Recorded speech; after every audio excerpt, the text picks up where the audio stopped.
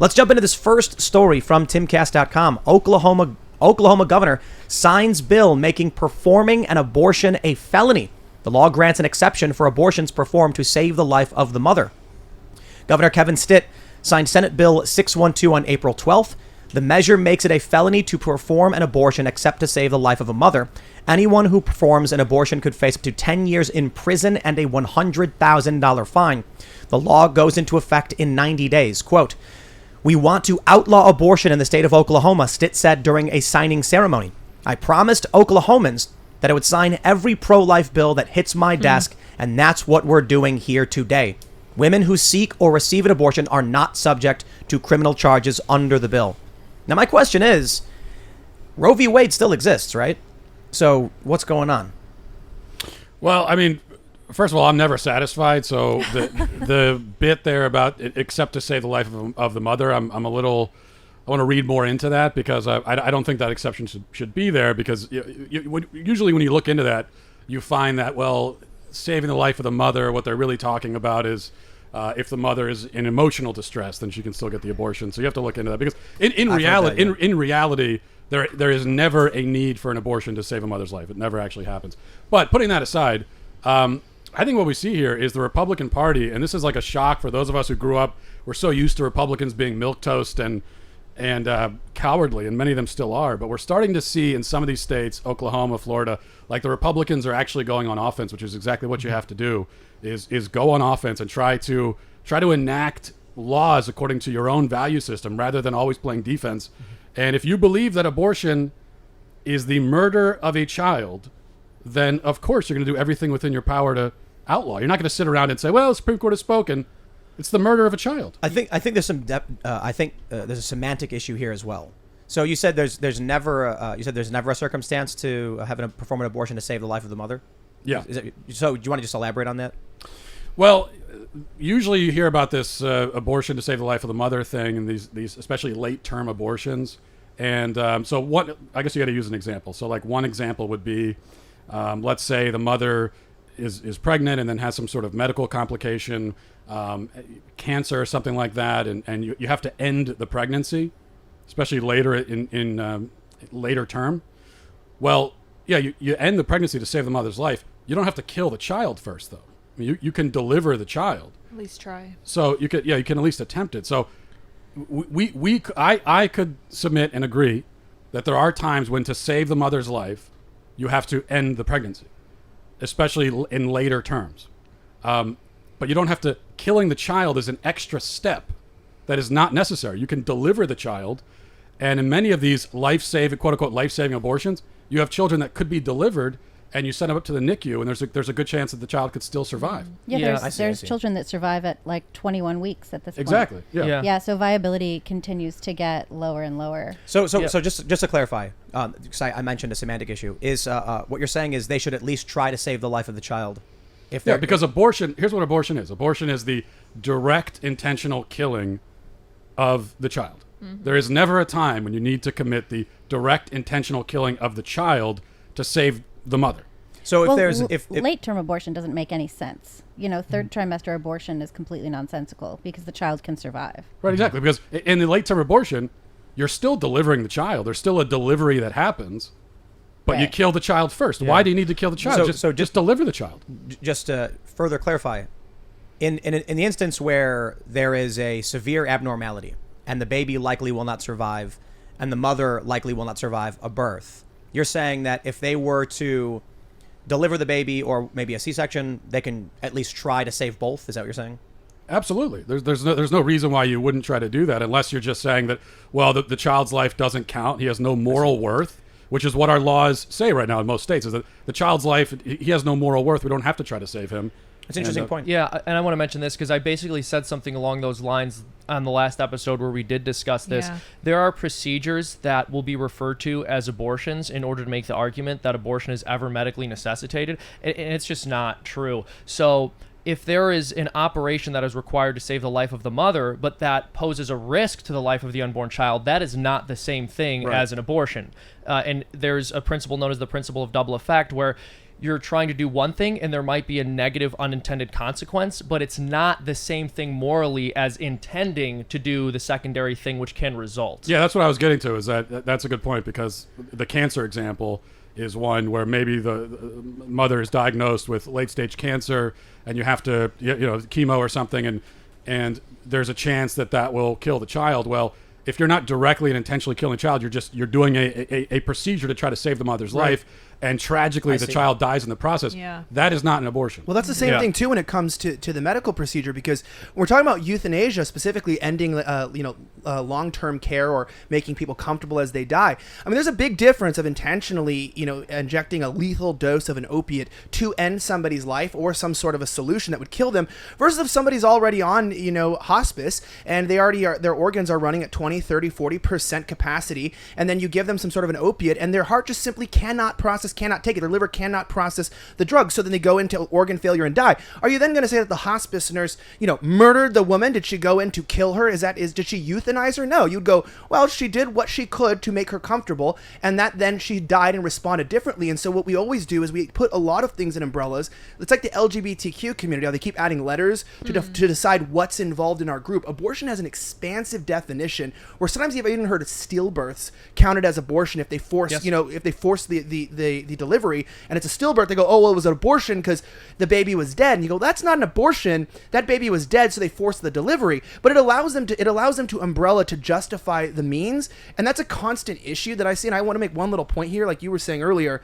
The problem with the idea of necessity in abortion for women to save their lives, I mean, if you look at what's happening in Canada right now with the euthanizing argument, they want to be able to euthanize people who suffer with depression, with schizophrenia, with anxiety. They're pushing for this. This is something they already do in Northern Europe, and it's really devastating. Yeah, see, and they actually put a young woman to death.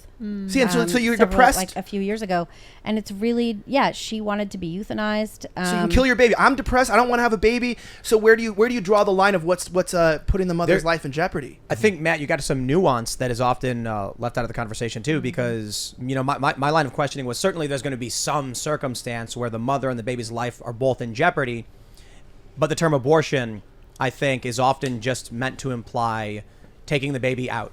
Afterwards, it's sort of there's no real thought to it. So when you explain that, well, now I understand. If there's a circumstance, and correct me if I'm wrong, in which the mother and the baby might both likely die, well, if they have to remove the baby, they can try and save it. Right, and it's really a miracle the way that our technology has progressed. That now you can deliver a baby at 21 weeks, and oftentimes the child will still survive. And we're going to get to a point where. Eventually, we get to the point with the technology where a child can survive outside of the womb at any stage. If we already have a federal rule, right? We have the 14-day rule for research, where scientists, researchers can basically take a fertilized embryo and grow it in a lab, and you can grow it up to 14 days. You can grow it up to 14 days, and then you can't grow it in the lab anymore. Because then you're experimenting on humans, essentially. Isn't it interesting how they've decided you're human at 14 weeks, but before that you're not 14 experimenting? days. Or 14 days. I'm sorry. 14 days. But before that you're not experimenting on It's a human 14-day to rule. them. So you're not allowed to experiment after 14 days. So it counts as life in a petri dish at 14 days. At 14 days, but in the womb it would not count. That's right. By the law. What I'm really interested. Go ahead. I'm sorry. I just gotta ask. Let's say we're at 18 weeks pregnancy, and there's a medical complication where they're like, if we don't, end this pregnancy, the baby and the mother will die within a week or two. I mean, I know it's an edge case, but I'm sure there are circumstances. What would your perspective be on something like that?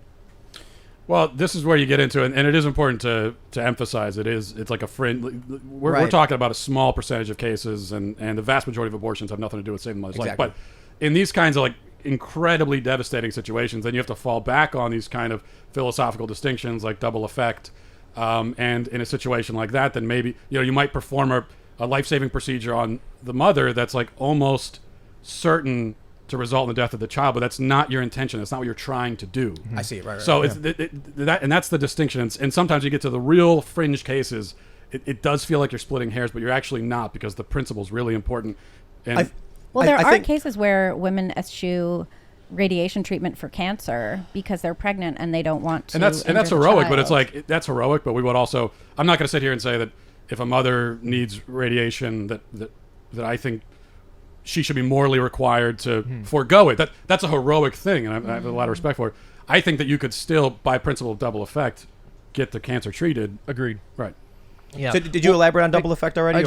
Yeah. So the idea behind the principle of double effect is if you are attempting to do something which is good, but there is an outcome that is bad, which can result from it, but that bad outcome is not your intention, you're not morally culpable for it in the way that you would be if you were just going out of your way to ensure that outcome. But just to clarify, not as much as you would be. There's a lot of good intentions. Well, I think really when I'm saying not as things. much as you would be, I want to be really clear here because I would have to reread up on this principle again. I think it's actually the case where you're not culpable. Yeah, this on is it. this is the old tram car. Yes. Hypothetically, you guys know that. But Right, of course. we got to clarify this because I mean, I think there are some really dumb communists. Certainly, there are really bad ones, but who are thinking, if I take the farm from the farmer and give it to the farm hands, I'll be doing great, and then everyone starves to death. It's like they're responsible for that. But here's the ends difference. justify the means. Exactly, which that's is totally different. different. You mean is Because they're directly doing something which is intrinsically immoral, which is stealing somebody else's property. So let's get into the tram. I see what you're saying. The tram thing. It's if I remember correctly, it's like a thought experiment where there's a train coming down the track, and there's like 5 people tied to the track, and you're standing next to the switch, and you could pull the switch and send the train on a different track, but there's one guy on that track. Is it okay to pull the lever and send it off to save the 5 people? And the answer is yes, because your intention is to save the 5. You're not trying to kill the one guy. On the other hand, though, I disagree with that. Yeah, I analogy. disagree. Really? as well. Yeah, no, because that's if you're like, I know my action will kill somebody, but I'm going to do it because I think that's utilitarianism. Yes, I don't think so. I think that's the argument. Right, I It's think a a- utilitarian argument. I think No. a better argument is just literally what we're talking about with a medical procedure. A doctor says, this patient has a tumor next to an artery. If I don't remove it, they'll die in a year, but there's a risk they die in the process. And they say, I'm gonna intervene. If the person dies, we're not gonna be like, you murderer. We're gonna be like, yeah, in the train somebody. car situation, if somebody pulls that lever to save the 5, not at all intending to kill the one guy, are we going to send that guy to jail for murder? I mean, I think clearly we would not. That's a good point too, but is that scary? And so the difference is like, I wouldn't want to be that one guy, man. Yeah, but the thing is, what if there was no lever to pull, and instead of pulling a lever, you just threw another person in front of the train to stop it from hitting the other 5? Now that would be murder, Yes. right? So that's the Have you principle. ever- Would you agree that's the principle of double effect? Yes, I would say so. Again, not an expert on this, but I've also heard the thought experiment put that way. What if there's just a very rotund individual who you can push in front of the You can't- trolley and you they'll can't stop throw it? a I fat think guy that's in a front of different question. I It'd be think hard that's a to different lift question. on. Yeah, it's a very large fellow. As far as I'm I aware, don't I know. think that's a different situation. Yeah. I don't think it's a perfect analogy, but I do get what you're saying. I think the issue with the trolley problem is that there's a guaranteed outcome of 5 people dying, or one move, which is a binary, which is 5 people dying, or the binary you taking action, which kills that one person. Most people, when polled, say they would not pull the switch because you are choosing to kill someone to save 5 people. I don't know if I agree with that analogy, simply because I think it's an issue of like an officer, a cop. He sees someone draw a weapon and start pointing it at children, so he pulls his gun out and says drop it and fires. The bullet goes through the guy's shoulder and then hits someone behind him, severely injuring them. We're not gonna we're gonna say in defense of others. This is actually an affirmative defense in court cases, like what happened with Kyle Rittenhouse, that you're not responsible for what's behind the person when you're acting in defense of yourself or others. So I think it was specific circumstance, but in the instance where Kyle was attacked, they were saying it was reckless endangerment because Richie McGinnis was close to him and the bullet could have gone through and hurt him. But ultimately the court decided, no, he can't be responsible. Someone was threatening his life and he took action to protect himself. I think that's kind of a better way to look at it, I suppose. Yeah, I mean, not to get too into the weeds with the trolley problem, but I think there's a very good argument to be made that when you pull that lever, your intention is not to kill any individual person. It's to divert the train from hitting those 5 people. And it would be morally different if you actually had a vendetta against that one person laying on the track and your intention was to kill them, because that would tell us A, about your future behavior, B, what your decision-making process is, whether you're dangerous, and C, whether you are actually intending to kill someone. But I disagree because the outcome is guaranteed death. What we're talking about is an outcome where there's a possibility of it, and you're trying to avoid that. But Well, is But there's it's also guaranteed, the guy guaranteed could death in the trolley problem anyway. What I think is most interesting about the trolley problem is that the contemplation of it itself is like the fallacy that we have control over everything around us. You know, that we think that just because there's a problem, that means that we have the capability of solving it in some thorough and appropriate way. And we don't. I mean, you know, don't pull the lever. Don't kill anybody. Sometimes bad things happen. Well, I think, can I just, I thought But Matt can I was just gonna say one something. thing about the Oklahoma thing, which is Governor Stitt doesn't have control over a large part of his state, right? Right. Native American reservations have their own rules, and they have their own rules according to the federal government. So any Native American reservation could open a casino abortion clinic and have that Combination. They could do the combo. They could do One whatever heck they of a want. nice combo. And there would be absolutely no ability for the governor to stop that. Thanks for checking out this segment from the Timcast IRL podcast. If you want to watch live, you can check out this channel Monday through Friday at 8 p.m. And don't forget to smash that like button, subscribe to this channel, and if you want more unfiltered and uncensored content with all of these guests, go to timcast.com and become a member. All of these guests you know and love in exclusive segments on our website where we are unrestricted in what we talk about, so you'll definitely not want to miss it. Thanks for hanging out. We'll see you all next time.